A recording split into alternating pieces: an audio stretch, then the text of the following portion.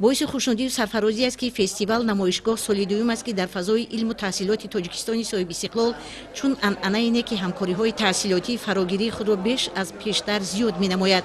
бо баргузор кардани чунин чорабиниҳои сатҳи байналмилалӣ намояндагони соҳаи илму маорифи кишварҳои мухталиф имкон ба даст меоранд ки дастовардҳои худро муаррифӣ намуда шарикони нави ҳамкорӣ пайдо кунанд ва бахшҳои барои ҷонибҳо манфиатоварро боз ҳам тавсеяву рушд бахшанд.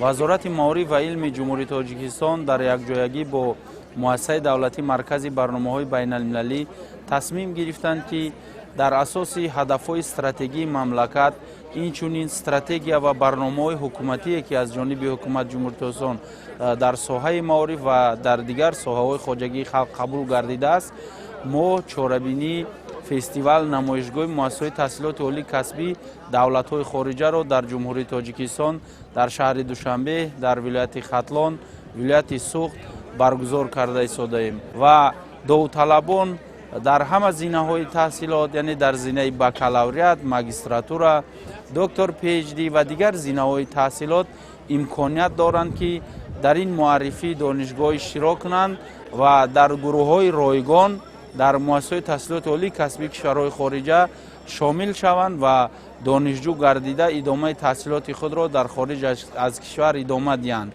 мақсад ва ҳадафи фаъолияти низоми маорифи давлату ҳукумати Тоҷикистон пеш аз ҳама ба омода намудани мутахассисони баландихтисоси бахшҳои гуногуни хоҷагии халқ ва давлату миллат равона шуда масъалаи рушди касбият ва таҳкими захираҳои инсонӣ ҷузъи ҷудонашавандаи фаъолияти ҳаёти муҳими ин соҳа маҳсуб меёбад. бо ин мақсад дар фестивал намоишгоҳи имрӯза хатмкунандагони тамоми муассисаҳои таълимии шаҳру навоҳии вилояти Хатлон ширкат карда аз шарту шароит ва касбу ҳунари донишгоҳҳои хориҷи кишвар бархурдор гардиданд. яке аз чунин донишгоҳҳо воқеъ дар шаҳри Курски давлати Русия мебошад ки бо теъдоди зиёди факултаҳо ва касбу кори гуногун дар ин намоишгоҳ иштирок доштанд. онҳо ба хатмкунандагон тамоми шароити хонишу илмомӯзиро шарҳ дода ҳатто тариқи навор нишон медоданд ки зиёда аз 100 нафар донишҷӯёни тоҷикистонӣ дар ин донишгоҳи олӣ таҳсили илм доранд. Меня зовут Марина Юрьевна Брекова. Я начальник управления международных связей Юго-Западного государственного университета, город Курск, Россия. Сегодня мы приехали... мо соли дуюм аст ки дар ин фестивал иштирок дорем. донишгоҳи олии мо дар шаҳри Курски давлати Русия қарор дошта дорои тамоми шароити хонишу дониш мебошад. донишгоҳи мо аслан мутахассисони соҳаи техникаву технология, мутахассисони соҳаи энергетика, сохтмону архитектура, мутахассисони соҳаи роҳу нақлиёт ва ҳуқуқшиносиро таълиму тарбия медиҳад. дар донишгоҳи мо ду намуди таҳсил буҷетӣ ва шартномавӣ ҷорӣ аст ки довталабон метавонанд бо хоҳиши худ ба онҳо дохил шаванд. донишгоҳи мо донишҷӯёнро бо хобгоҳ таъмин мекунад. ҷавонони тоҷик ки дорои маҳорат ва малакаи баланди донишандӯзиву забономӯзӣ доранд, дар оянда баъди хатми донишгоҳ дар татбиқи ҳадафҳои стратегии мамлакати худ саҳми арзанда гузошта метавонанд. дар ҷароини намоиш намояндагони муассисаҳои таҳсилоти олии хориҷи мамлакат ба довталабон оид ба шароити таҳсил, буду бош, рушди ҳамкорӣ ва табодули таҷриба сухан намуда аз ҳамкории дуҷониба дар самти маориф изҳори қаноатмандӣ мекарданд. Мирзақулов Анвар, аз Самарқанд омадем. донишгоҳи забонҳои хориҷӣ дар Самарқанд ҳаст, O'zbekistonda. Монба 19 та ихтисосӣ ҳаст, 22 та забонҳои хориҷӣ. ҳозир талабаҳо омайсен, нишон доисем, фаҳмонсем.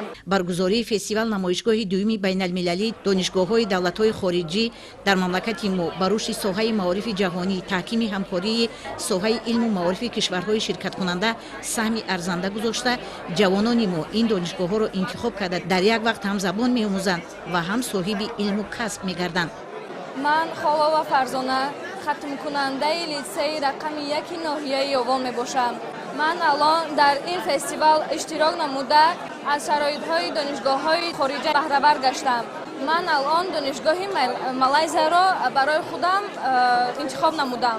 фестивал намоишгоҳи байналмилалии донишгоҳҳои давлатҳои хориҷӣ барои шиносоии пурраи ҷавонону наврасони мамлакат бо дастоварду имкониятҳои донишгоҳҳои машҳури ҷаҳон ҷалби бештари ҷавонони тоҷик ба ин муассисаҳо ба самтҳои илмҳои табиатшиносӣ, дақиқ, риёзӣ, техникӣ ва технологияи иттилоотӣ ва инчунин фаро гирифтани ҷавонони мамлакат ба донишҳои мукаммал ва омода намудани мутахассисони ба талаботи бозори ҷаҳонӣ ҷавобгӯ мусоидат мекунад. мо афзалият ба он самтҳое додем ки имрӯз ҳукумати мамлакат он самтҳоро ҳамчун афзалиятнок ва стратегӣ эълон намудааст, чунки муассисаҳои таҳсилоти олии касбӣ дар ин самтҳо кадрҳои баландихтисосро омода мекунанд, аз ҷумла дар соҳаи нақлиёт, дар соҳаи энергетика, дар соҳаи саноат, дар соҳаи кишоварзӣ ва дигар соҳаҳои хоҷагии халқ.